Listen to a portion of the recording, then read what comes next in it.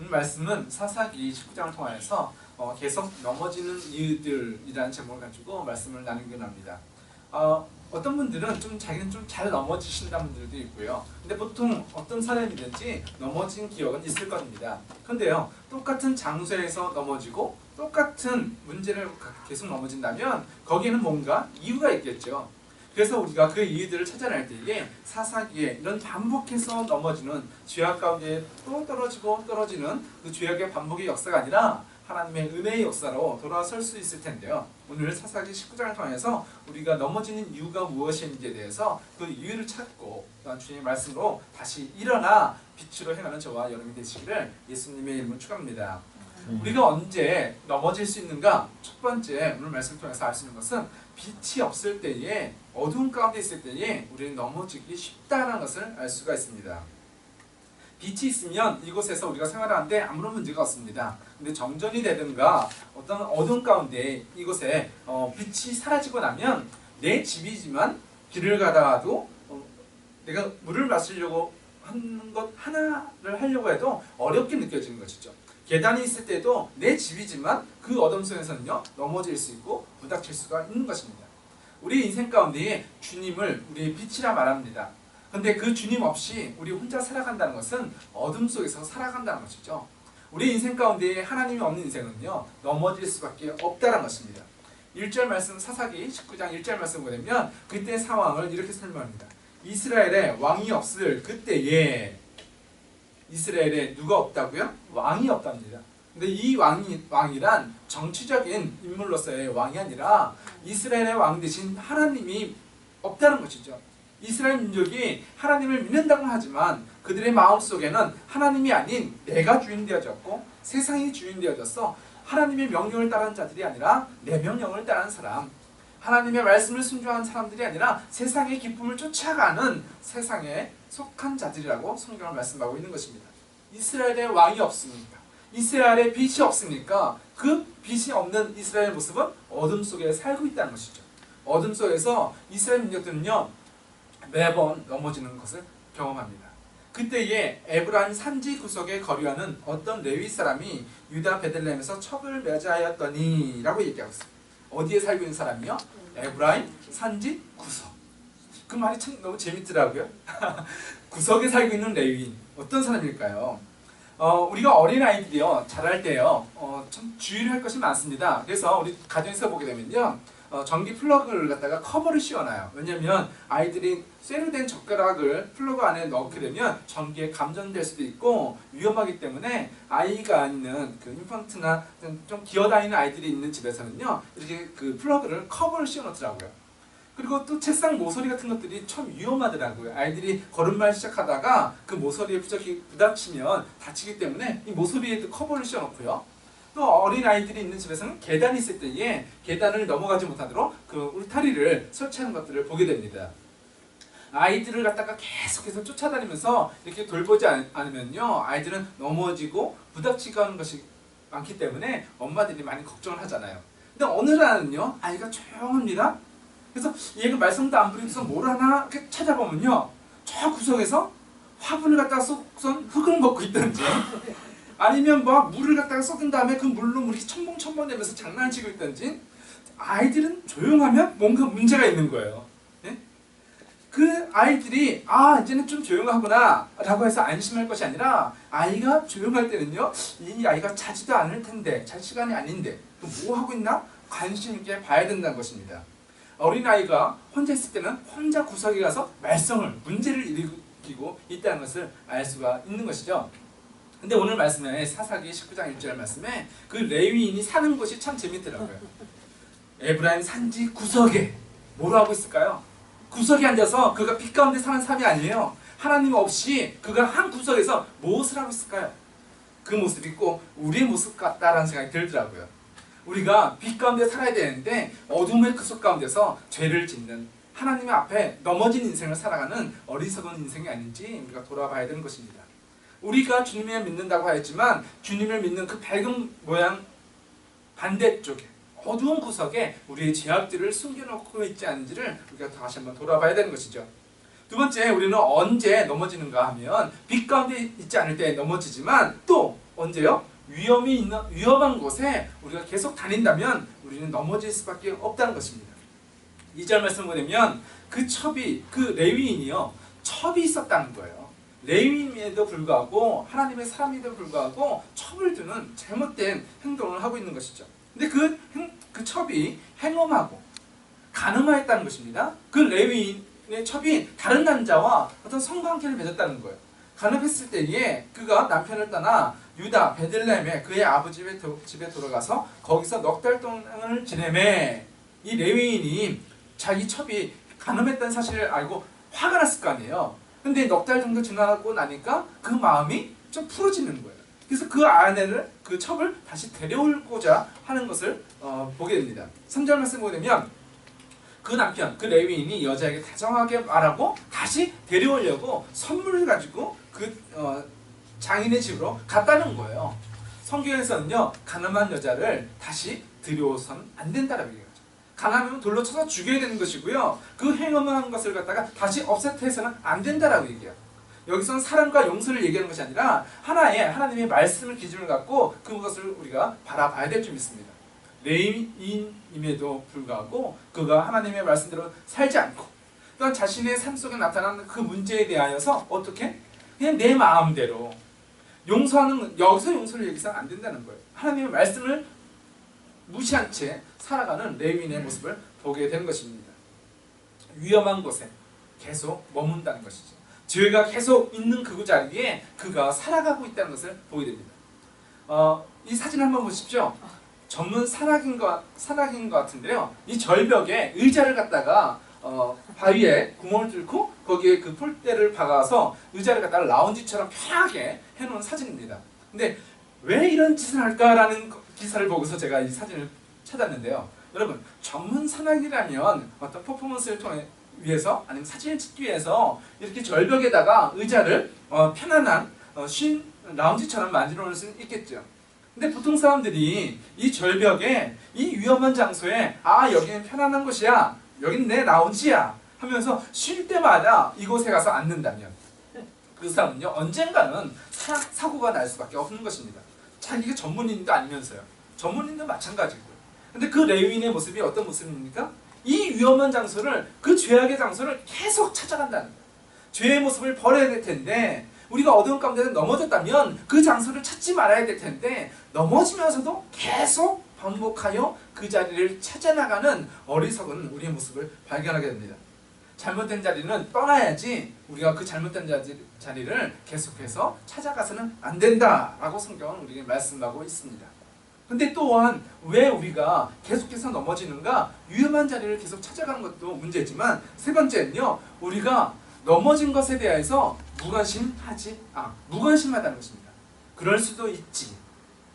죄에 대하여서는요, 하나님께서는 우리가 어떻게 하라고 얘기하면 죄와 목숨을 걸고 싸우라고 얘기했지, 그럴 수도 있지, 받아들여서는 안 된다라고 성경을 말씀하시는데, 이 레위인은요 그냥 받아들이는 거예요. 그럴 수도 있지, 좋은 게 좋은 거잖아, 그렇게 뭐 튀길 필요가 있어? 라고 얘기하고 있어요. 16절 말씀을 보게 되면 이제 그 레위인이 그 첩을 데리고 다시 자기의 집으로 돌아가려고 합니다. 근데 장인이요 계속 붙잡는 거예요. 떠나려고 하면 하루만 더 있다가 하게 좀 이 음식을 먹고 좀 쉬어서 좀 편안해진 다음에 다시 돌아가면 좋지 않겠나? 오늘 하루만 붙잡는 거예요. 그러다 보니까 4일이 지났어요. 그 마지막 날 다섯째 날에도 다시 출발하려고 하는데 또 장인이 붙잡아요. 그런데 그때 그 다섯째 날에는 이 레위인이 그 자리를 떠납니다. 그 떠나는 그 여정 가운데에 이제는 그 레위인이 여부스 가까이 갔을 때에 해가 지었다라고 얘기해요. 해가 지었다는 것은 잘 곳이 필요하다는 것이잖아요. 그래서 광야에서 아무도 없는 곳에서 사는 것은 너무나 위험하기 때문에 이제 들어가서 잘 집이 필요한 것이죠. 그때 레위인이 그 여부스의 그 종들이 여부스에서 머물고 가자라고 얘기합니다. 근데 레위인이 뭐라고 얘기하면요, 여부스는 이방인의 땅이니까 지금 들어가서는 안 된다라고 얘기하고 있는 것이죠. 하나님께서 이 예루살렘을 하나님의 성전으로 세우셨지만 지금은 아직 이스라엘 민족들이 여부스, 예루살렘을 자기의 성으로 정복하지 못한 상태예요. 하나님의 거룩한 도성이 지금 아니란 것이죠. 그것은 무엇을 얘기합니까? 죄악이 만연한 것은 하나님의 땅이 될 수 없어요. 그러나 우리가 거룩 예수 그리스도의 이름으로 정복하고 그 죄악을 몰아내면 그 땅이 어떤 땅이 돼요? 하나님의 거룩한 땅이 되어지는 것이죠. 근데 아직까지 이 여부스는 예루살렘이라는 이름을 갖지 않았고 하나님의 도성이 아니거든요. 그래서 이 레위인이 얘기하기를 여기는 이방인의 땅이니까 우리가 들어가서 잘 수 없다. 다시 길을 가자라고 얘기해요. 근데 길을 찾다 보니까 계속해서 나는 어두워지고 기브아에 도착하였습니다. 근데 기브아에서 그 집을 찾을 때 잘 것을 찾는데 사람들이 다 무관심한 거예요. 모른 채 하는 거예요. 그 당시에는요, 광야라는 것이 저녁이 되면 추운 그 기후뿐만이 아니라 도적들이나 사람들에게 위협을 당할 수 있는 일이 많기 때문에 집을 찾아야 되는 것이죠. 그래서 그 레위인이 그 기브아에 도착하여서 집을 찾는데도 기브아의 모든 사람들이 이 레위인을 모른 척했을 때에 16절 말씀 보면 저녁 때에 한 노인이 밭에서 일하다가 에브라임 산지 사람으로서 기브아에 거류하는 사람을 만나게 됩니다. 그는 베냐민 자손이었다라고 얘기해요. 그래서 그 노인이 그 레위인과 그 첩과 그 종들을 집에 맞이하여 접대를 해줍니다. 근데 그 사실을 알고 그 지역에 살던 불량배들이 찾아옵니다. 그래서 그 레위인을 내놓으라는 거예요. 근데 내놓는 이유가 무엇이냐면 우리가 그 사람과 성적인 관계를 맺겠다 하면서 그 불량배들이 레위인을 내놓을 것을 명령합니다. 위협을 하는 거예요. 근데 이 장면이 우리 창세기에 보게 되면 롯이 천사들을 맞이하였을 때에 소돔과 고모라의 사람들이 롯의 집을 찾아와서 그 천사들을 내놔라. 우리가 그들과 성관계를 맺겠다 했던 그 악한 장면이 그대로 반복되는 것을 볼 수가 있습니다.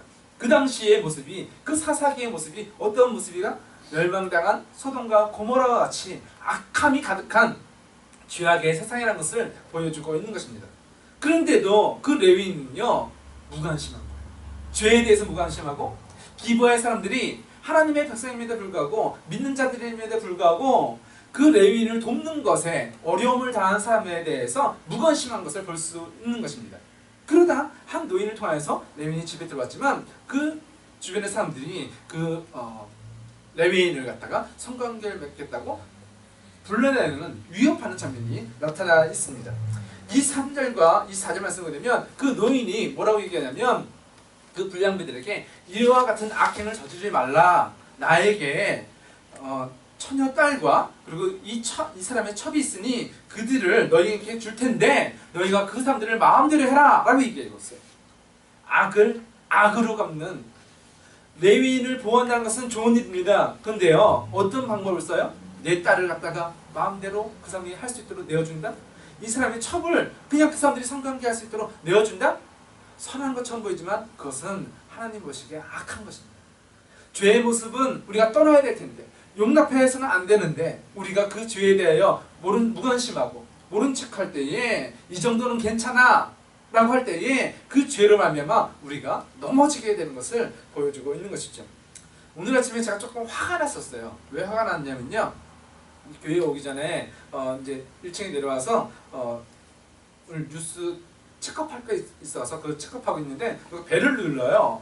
그래서 나가봤더니 여호와의 증인이 파스텔을 들고 와서 저한테 주는 거예요. 주일 아침에. 그래서 그걸 받으면서 보면서 화가 너무 나는 거예요. 이 사람들이 뭐라고 하는 건가 지금 나한테. 근데 그 사람들과 그냥 빨리 그냥 보내드리는 게 제가 더 시간을 세이브할 것 같아가지고 네. 그래서 그냥 빨리 받아서 그냥 보내드렸어요. 근데 너무 화가 나는 거예요. 이 사람들은 자기들이 믿는 그 종교를 전하려고 주일 아침에도 우리 집을 두드려서 그것을 전달해주고 가는데 이 사람들을 정말 어떻게 해야 될까? 하나님 도와주세요. 이 영혼들을 주님 불쌍히 여겨주세요. 그리고 그 사람들을 갖다가 하나님 그냥 보내지 마시고 하나님께서 그 사람들을 만져주세요 라고 기도하고 왔어요. 근데 운전하고 오면서도 계속 화가 나는 거예요.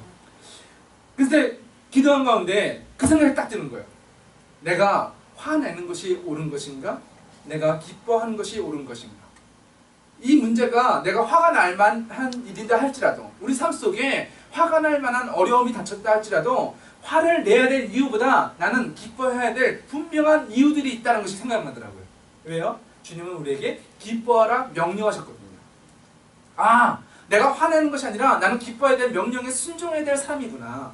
그리고 주님이 나와 지금 함께 계시는데 이곳이 에덴 동산 하나님의 나라이고 하나님이 나를 통치하시는 장소인데 내가 하나님과 함께 있으면서도 화를 내고 분노하고 슬퍼한다면 하나님이 나라가 아니라는 것이 생각이 나더라고요. 그래서 하나님, 내가 정말 화가 나는데요, 화나는 것에 순종하는 것이 아니라 하나님이 기뻐하라는 명령에 순종하기 원합니다. 두 번째, 주님이 지금 이 자리에 나와 함께 계시기에 내가 정말 기뻐할 것을 내가 그것을 선택하고 결단하며 나아갑니다. 주님 도와주세요. 예수님의 이름으로 기도했습니다. 아멘. 그 기도를 하면서 운전하면서 왔어요. 저와 여러분의 삶 속에, 우리 삶 속에 문제는 있습니다. 넘어질 때도 있습니다. 근데 그 상황 속에 우리가 선택해야 될 것은 화가 난다고 해서 화를 선택하는 것이 아니라 하나님의 명령에 기뻐할 것을 명령하셨기에 이제는 우리가 기뻐하는 것을 선택하고 결단하고 주님의 이름으로 나아가시기를 예수님의 이름으로 축원합니다. 우리가 죄에 대하여 무관심할 때 그냥 이 정도는 그래 일어날 수 있는 일이야, 그냥 괜찮아 라고 생각한 것이 아니라 우리가 철저하게 죄에 대해서는 싸워 나가야 된다. 그것이 우리 삶 속에 들어오지 못하도록 막아서고 주님의 이름으로 다시 선포하며 나아가는 것이 저와 여러분의 모습이 되어야 될 줄 믿습니다. 왜 우리가 나라와 민족을 위해서 기도해야 될까요? 내일이 아닌데, 당장 급한 내일이 아닌데 라고 생각하는 모습이 있죠. 어떤 사고가 났다, 어떤 세계 가운데에 어떤 천재지변 때문에 사람들이 다쳤다 하는 얘기는 그냥 뉴스에서 드러나는 일들이지 나와 상관없는 이야기로 비춰지잖아요. 그래서 신문기사에 몇 명이 죽었다는 얘기는 그런가 보다 정도지 100명, 200명이 죽었어도 별로 우리의 관심을 끌지 못하는 모습을 보게 됩니다. 그런데요, 레위인이 저녁이 되었는데도 아무런 사람들이 그를 맞이하지 않아요. 왜요? 무관심했기 때문에.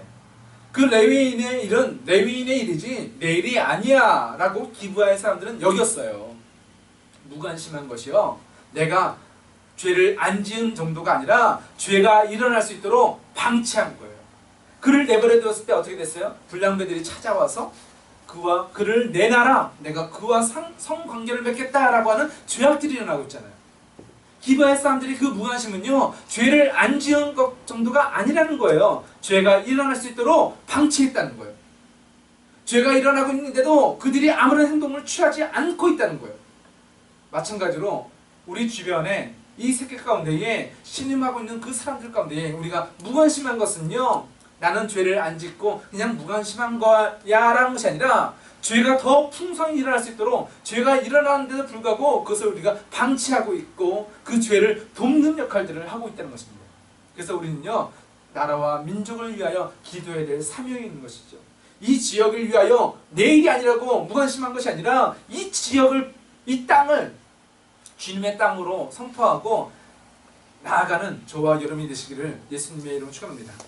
이단들은 주일 아침에도 쉬지 않고 집집마다 찾아다니면서 자기들이 믿는 것을 증거하고 있는데 우리는 복음을 믿고 예수 그리스도의 올바른 복음을 믿는다고 하는 그 자만심이 있을지 몰라도 우리가 정말 나태하고 있다면, 내일이 아니라고 그냥 죽어가는 영혼들을 그냥 내버려두고 있다면 하나님은 그것을 악하다 명령하실 것입니다. 하나님께서는요, 우리가 죄에 대하여 무관심한 것이 아니라 죄에 대하여 싸워나가는 사람, 그것을 붙잡고 내버려두는 사람이 아니라 그 레위인을 맞아들여서 그 죄악의 일들이 일어나지 않도록 보호하고 주님의 이름으로 살아가는 저와 여러분이 되라고 말씀하고 있습니다. 그래서 이제는 우리가 세계 선교와 전도를 위하여, 이 땅 나라와 민족을 위하여, 그리고 교회를 위하여, 우리 주변의 이웃들을 위하여 기도하시는 저와 여러분이 되시기를 예수님의 이름으로 축원합니다. 네 번째, 언제 우리가 계속 넘어지게 되는가? 우리가 죄의 문제를 만나고도 회개하지 않고 계속 남의 탓만 할 때 우리는 계속해서 넘어질 수밖에 없다라고 얘기합니다.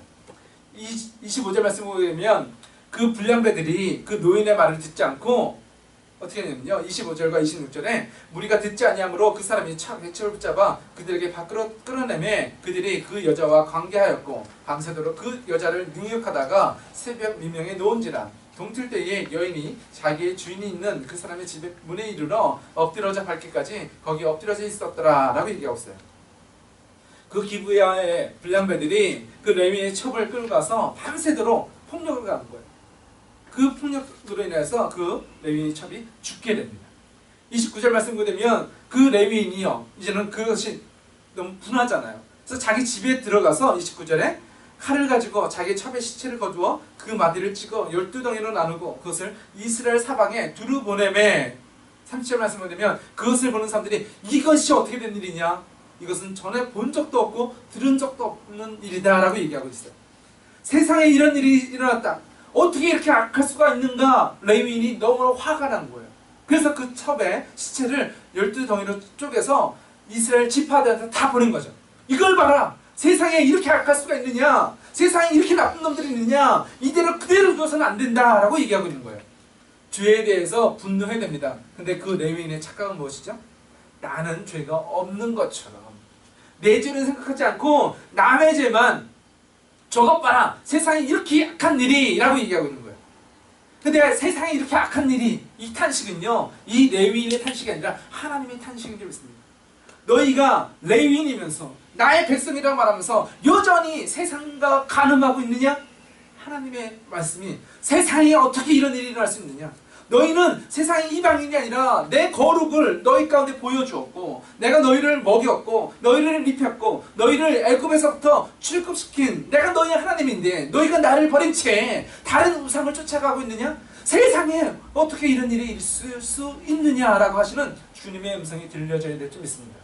레위인은요, 그 사실에 대하여, 내 죄에 대해서는 첩을 두고 있는 나의 모습에 대해서는, 내가 살려고 그 첩을 그 사람들에게 내어줬던 나의 그 이중적인 모습은 회개하지 아니하고 그 사람들의 죄에 대해서만, 세상에 이런 일이, 세상에 저렇게 악할 수가, 저런 나쁜 놈들이 나에게 손가락질 해야 될 그 손가락을 다른 세상을 향해서, 그 문제만 향해서 내보이고 있다는 것입니다. 왜 우리가 계속해서 넘어진다고요? 내 죄를 내가 회개해야 될 텐데, 이거는 저 사람 때문이야, 이것은 이 문제 때문이야, 남의 탓만 할 때에 우리는 계속해서 그 똑같은 문제에 대하여 넘어질 수 없다라고 성경을 말씀하고 있습니다. 이제 우리가 넘어지지 않으려면 어떻게 될까요? 하나님의 말씀으로 우리가 어떻게 해야 살아갈까요? 빛은 어두움 속에서 우리를 넘어지지 않도록 보호하여 줍니다. 아니, 넘어지지 않으려고 빛을 찾는 것이 아니라 우리가 빛 가운데 살아가면 넘어지지 않는 거예요. 그래서 넘어지기 때문에 빛을 찾아오는 어리석은 삶이 아니라 우리는 하나님의 빛의 자녀이기에 이제는 어둠 가운데, 어두운 구석을 찾아가는 자가 아니라 하나님 안에서 살아가는 자가 되시기를 예수님의 이름으로 축원합니다. 우리가 하나님의 자녀에게 위험한 것, 죄의 자리는 계속해서 반복해서 가서는 안 되는 것입니다. 실수할 수 있어요. 넘어질 수 있어요. 그러나 우리가 그 실수하는 자리에 계속해서 찾아간다면 그것은 실수가 아니라 그 죄를 좋아한다라고 성경은 말씀하십니다. 우리가 죄악을 좋아하는 것이 아니라 하나님을 기뻐하고 하나님의 자리로 찾아 나아갈 때에 우리는 넘어지는 자가 아니라 하나님의 거룩한 백성으로서 이 땅 가운데 살아갈 줄 믿습니다. 세 번째, 우리는 죄에 대하여 무관심해서는 안 된다라고 얘기합니다. 죄의 심각성에 대하여 그럴 수도 있지 용납하고 받아들여서는 안 된다는 것이죠. 죄에 대하여 소홀하게 생각하지 말고 그 죄에 대하여 철저하게 회개하고 그것을 남의 탓으로 돌리는 것이 아니라 내 죄임을 주님 앞에 철저하게 회개하며 나아갈 때에 우리는 그 죄에 대하여 승리할 수 있는 사람이라고 성경은 말씀하고 있습니다. 넘어지는 자가 아니라 이제는 하나님의 맡겨주신 사명을 감당해야 될 텐데, 이제 사사기와 같이 계속해서 죄의 넘어짐의 반복의 역사가 아니라 이제는 주님의 이름으로, 십자가의 이름으로 다시 일어서서 달려가시는 저와 여러분이 되시기를 예수님의 이름으로 축원합니다. 기도하시겠습니다. 주님 감사합니다.